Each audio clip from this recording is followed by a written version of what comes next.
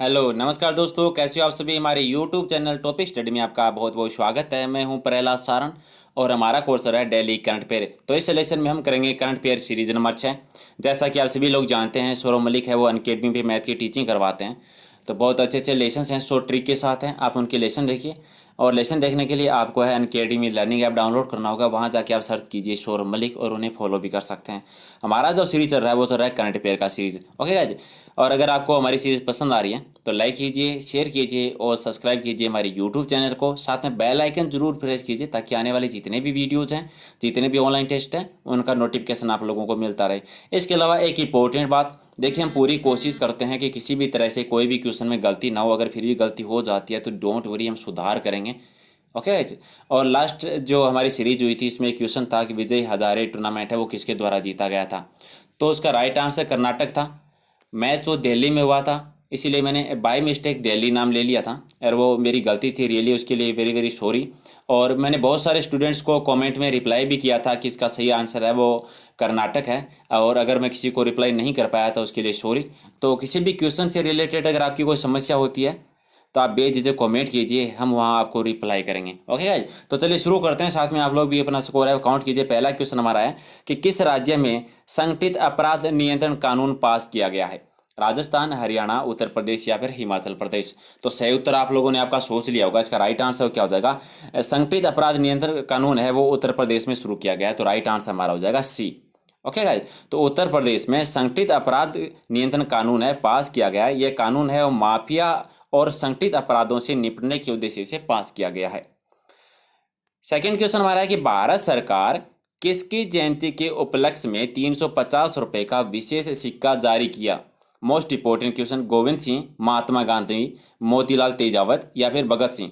तो right answer हमारा क्या हो जाएगा। किसकी जयंती के उपलक्ष्य में है वो 350 रुपए का सिक्का है वो जारी किया गया। तो राइट आंसर हमारा ए हो जाएगा, गोविंद सिंह। ओके गाइज, और भारत सरकार ने गुरु गोविंद सिंह की 350वीं जयंती के उपलक्ष्य में है वो 350 रुपए का विशेष सिक्का है वो जारी किया। इस सिक्के का वजन कितना रहेगा, 35 ग्राम है। और सबसे इंपॉर्टेंट चीज़ देखिए, इसमें जो सिक्का है वो किन किन धातुओं का मिश्रण से बना है। सिक्के में 50% है वो चांदी होगी, 40% तांबा और 5% है, यानी 5% निकल और 5% है वो जस्ता रहेगा। ठीक है।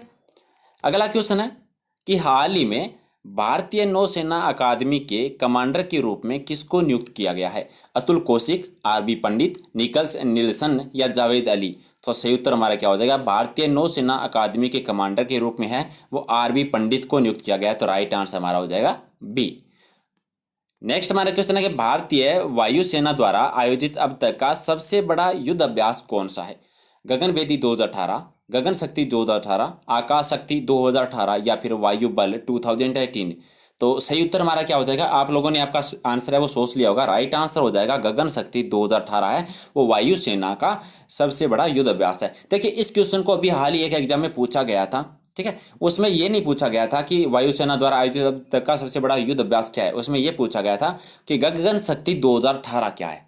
तो आंसर आपका क्या हो जाता कि वायुसेना का युद्ध अभ्यास। ठीक है, तो आप क्वेश्चन को थोड़ा सा, अगर इसी क्वेश्चन को चेंज करके पूछा जाता है तो ये थोड़ा सा आप सोचिए कि एक ही क्वेश्चन को किस किस तरह से पूछा जा सकता है। कभी कभार क्या होता है कि आप लोगों के पास क्वेश्चंस है वो पता होता है, उसका आंसर भी आपको पता होता है, लेकिन अगर उसको चेंज करके पूछ लिया जाए तो उसका आंसर नहीं कर पाते। ठीक है, तो ये चीज़ें ना बहुत ज़्यादा इंपॉर्टेंट है। आपको सिर्फ रटना नहीं है, आंसर नहीं रटना है, आपको समझना है कि क्वेश्चन को किस किस तरह से पूछा जा सकता है। एक ही क्वेश्चन को कितने क्वेश्चन से बन सकते हैं। ठीक है, जब ये चीज़ आप विकसित कर लोगे ना अपने माइंड में तो बहुत ज़्यादा हेल्प होगी आपके एग्जाम में। ठीक है, तो चलिए अगला क्वेश्चन है कि हाल ही में किस मंत्रालय द्वारा विदेश आया प्रवेश द्वार अभियान है वो शुरू किया गया।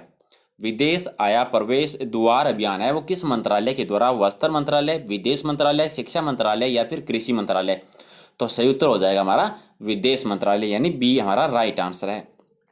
विदेशी मामलों में मंत्रालय द्वारा विदेश आया प्रवेश द्वार अभियान शुरू किया गया। इस अभियान के लक्ष्य नागरिकों को विदेश नीति के लक्ष्यों से अवगत कराना है और उन तक कूटनीति को पहुंचाना है और कूटनीति को बढ़ाना है। ओके गाइज, मुख्य उद्देश्य है वो यही है कि नागरिकों है वो विदेश नीति के बारे में जानकारी होनी चाहिए, विदेश नीति के लक्ष्य क्या है उनसे उन्हें अवगत कराना है।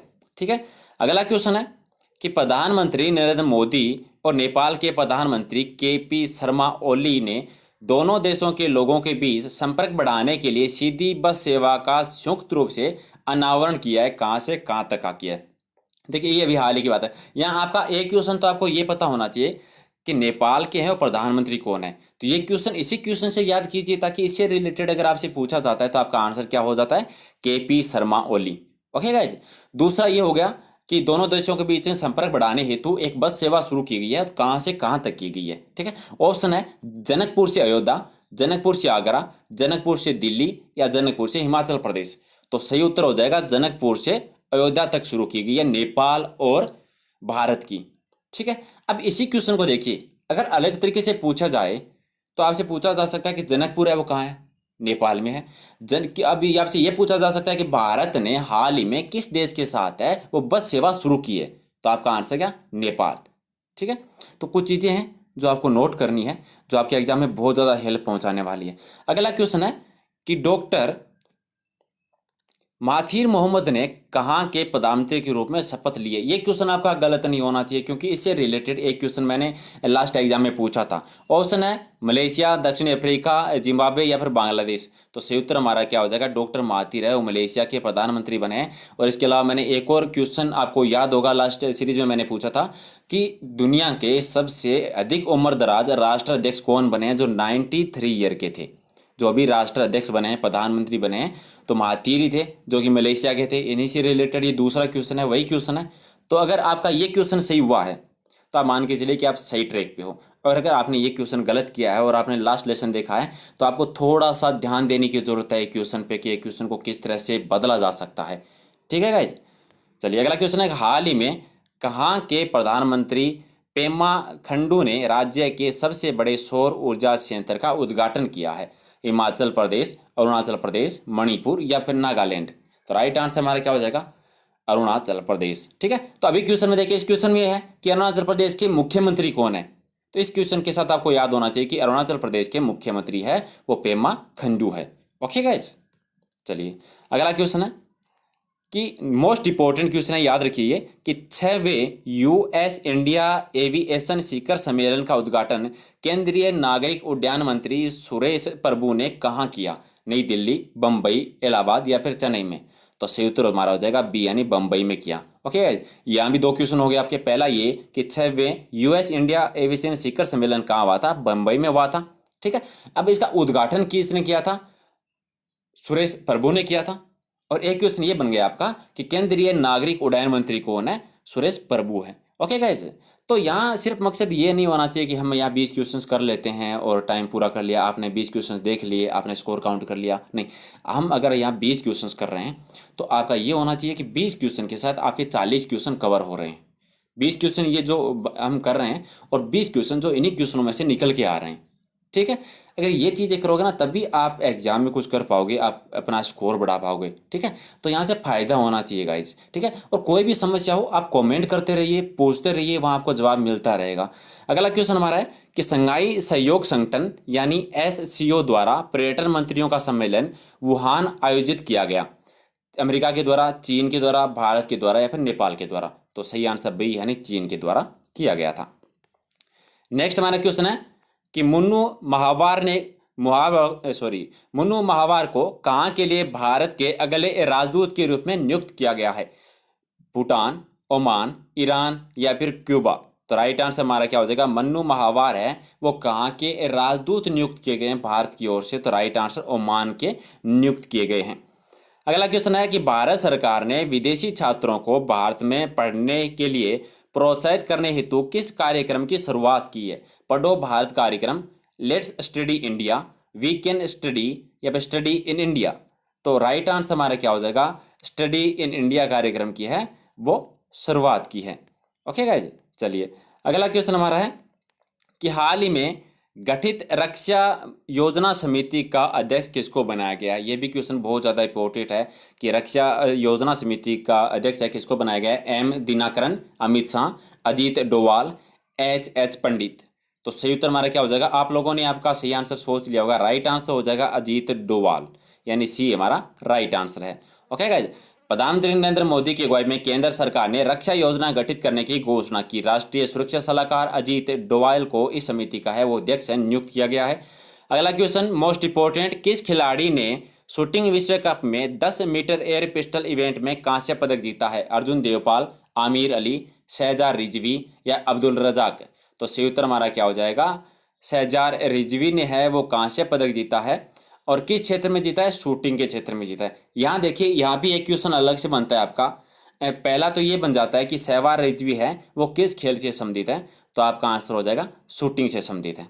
दूसरा ये हो गया कि शूटिंग विश्व cup 10 metre air pistol event में किसने कांस्य पदक जीता है? तो आंसर हो गया शहजार रिजवी ने।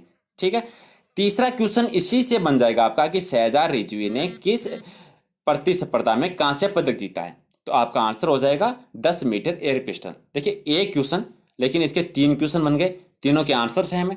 ठीक है, तो यही चीज़ मैं समझा रहा था कि आपको क्या करना है, किन चीज़ों पे ध्यान देना है।